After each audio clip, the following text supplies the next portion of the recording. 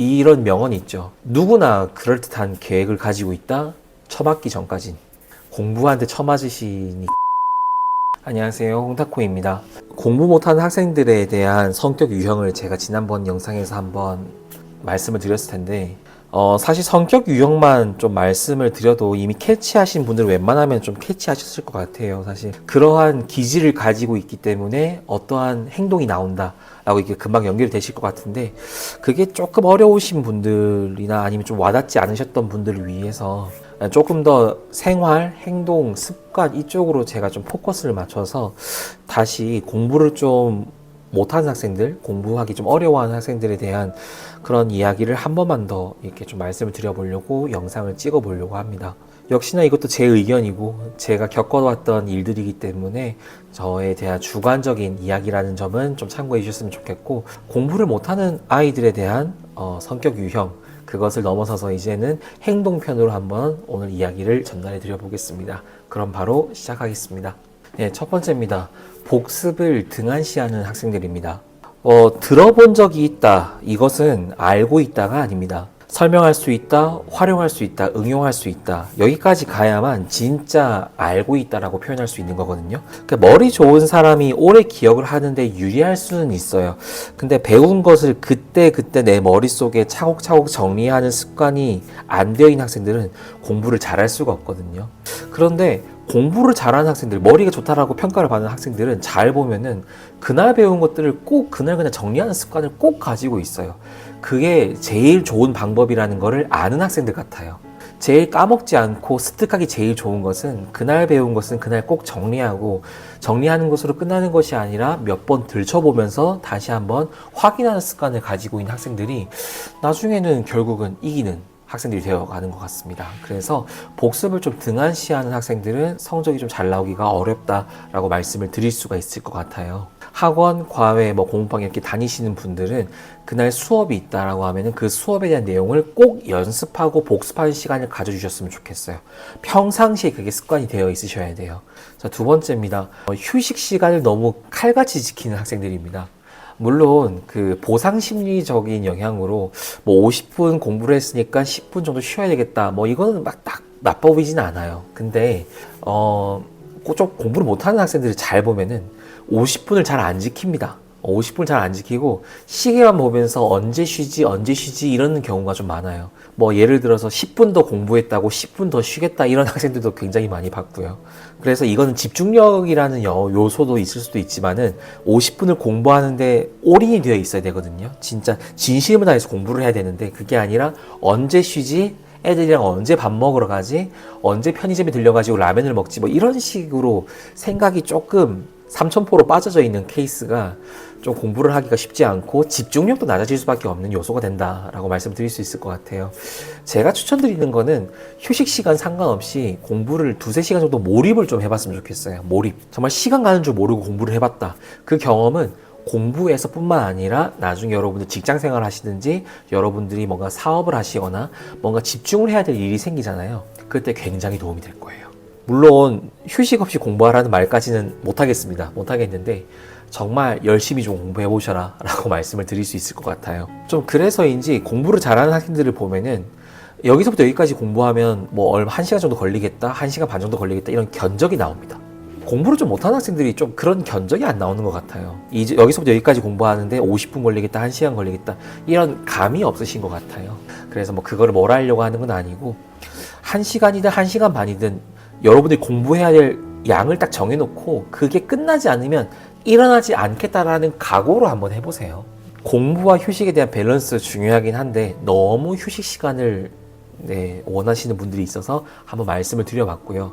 또 휴식을 하고 나서 공부에 바로 집중이 안 되는 케이스들이 딱 그렇습니다. 라면 먹고 와서 그 다음부터 잠을 잔다든가 아니면은 폰 게임을 하고 와서 눈이 좀 피곤해진 상태로 공부를 시작을 한다든가 이런 케이스들을 우리는 좀 경계를 할 필요가 있다라고 말씀을 드릴 수가 있을 것 같아요.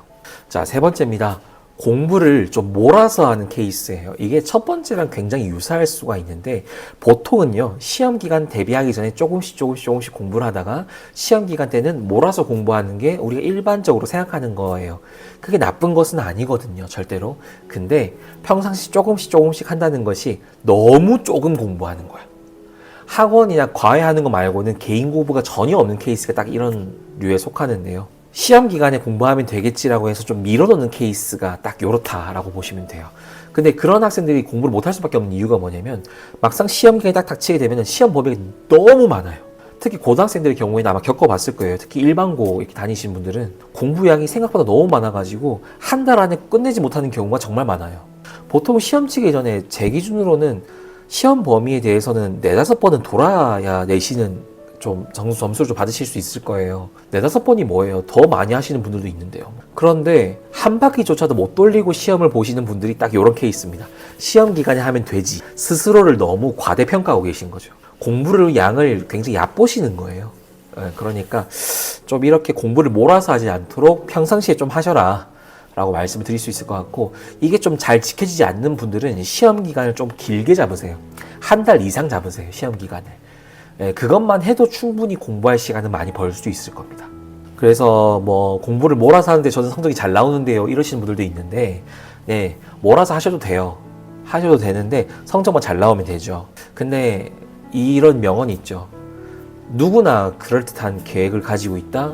처맞기 전까진. 공부하는데 처맞으시니. 자, 4번째입니다. 정리를 좀 잘 못하는 학생들이에요. 책상 정리를 뜻하는 게 아니에요. 그러면은 제가 말을 좀 다시 바꿔볼게요. 우선순위를 잘 못 정하는 학생들. 우선순위를 잘 못 정하는 학생들이 공부를 잘할 수가 없습니다.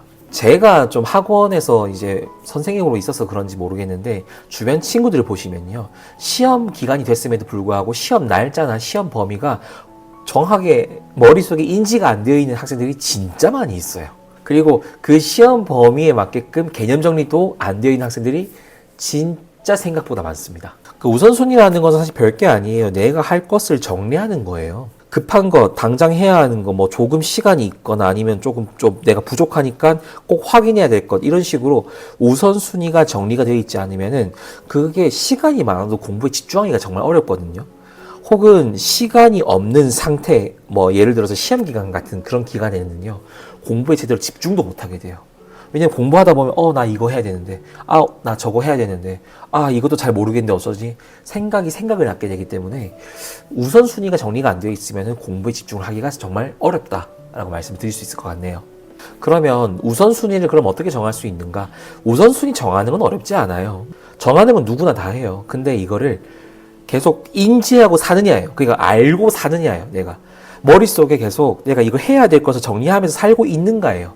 그러면 까먹기 쉽잖아요. 그러니까 책상이라든지 뭐 집에 컴퓨터가 있다라고 하면 컴퓨터 모니터에 붙여놓으세요. 내 눈에 잘 보이는 곳에 붙여놓고 내가 지금 당장 해야 될 거, 혹은 내가 며칠 안에 해야 될 거, 내가 일주일 안에 해야 될 거, 이걸 정리를 하는 습관을 지금 미리 들여놓으세요. 나중에 직장생활 하시면은 그 우선순위 선정 못 하셔가지고 욕 엄청 먹을 겁니다. 그러니까 우선순위를 먼저 정하는 습관 들여놓으시면 좋을 것 같아요. 제일 좋은 게 시험 기간 공부 시작하기 전에 딱 그때 정리해놓고 공부를 시작을 하는 거죠. 그러면 제일 좋지 않을까 생각을 합니다. 우선순위를 까먹는 것도 습관이에요. 그러니까 습관되지 않도록 여러분들이 까먹지 않게끔 무언가 방법을 찾아보시면 좋지 않을까라고 또 권유를 드려보는 겁니다. 5번째입니다. 포장을 하는 학생들입니다. 사실 이거는 포장도 포장인데 약간 망각이라는 개념이랑도 들어가게 되는데요. 현실적으로 공부는 5시간을 한 거예요. 5시간 동안 스터디 카페에 앉아 있긴 했어요. 대신 뭐 중간중간 졸면서도 공부를 했겠죠. 중간중간 쉬는 시간도 가졌겠죠. 중간중간 애들이랑 편의점도 갔겠죠. 편의점 가서 애들이랑 대화하다 보니까 뭐 인스타그램 스토리 얘기하고 뭐 유튜브 얘기하고 틱톡 얘기하고 이러다 보면은 그 5시간이 순수한 공부 시간이 아닐 수밖에 없거든요.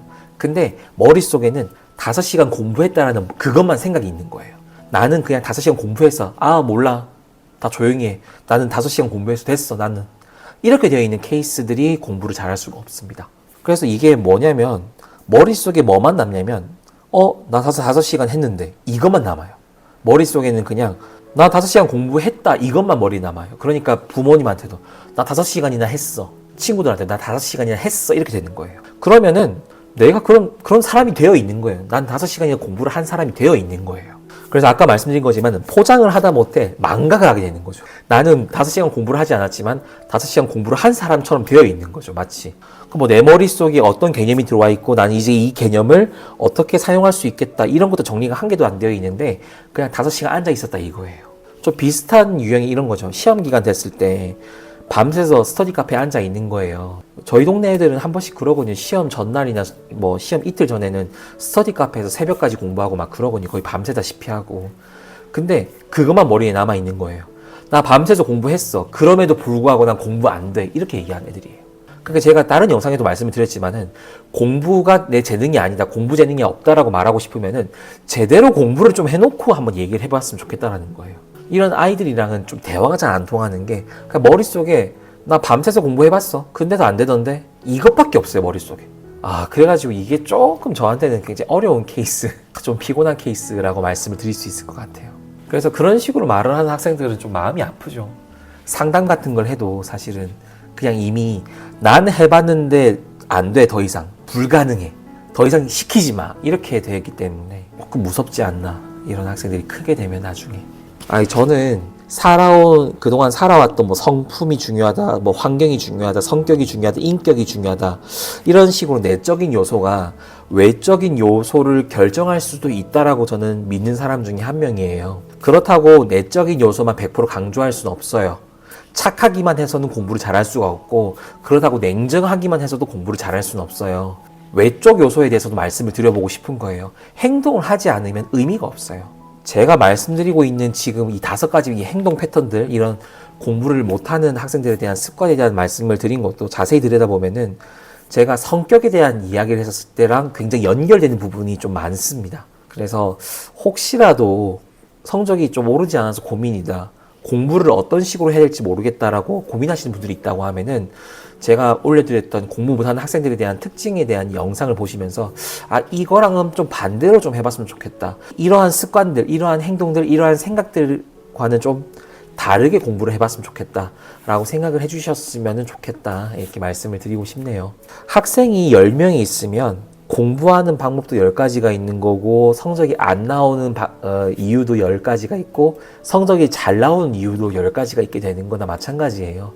그만큼 한 가지 길이 뚜렷하게 있다, 무조건 이 방법으로 하면 성공한다 까지는 말씀드릴 수가 없습니다. 그거는 거짓말이에요. 그래서 다양한 이유가 있다고 생각해 주셨으면 좋겠어요. 포기하지 마시고. 그래서 그 이유를 한번 찾아보시고 그 이유를 해결할 수 있는 이번 겨울 방학이 되셨으면 좋겠다. 그리고 이번 2024년도 이제 끝났잖아요. 성적이 안 올랐기 때문에 고민이 좀 많으신 학생들도 있을 텐데 한 번 더 돌아보는 시간이 되셨으면 좋겠어요. 내가 혹시나 성적이 오를 수가 없는 습관들이 좀 있었나?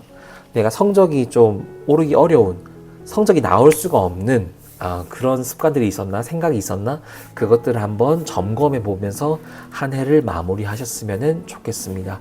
내년에는 조금 더 나은 미래가 있었으면 좋겠어요. 그래서 이 겨울 방학도 포기하지 마시고 1월부터 공부한다, 아니에요, 안 돼요, 절대로.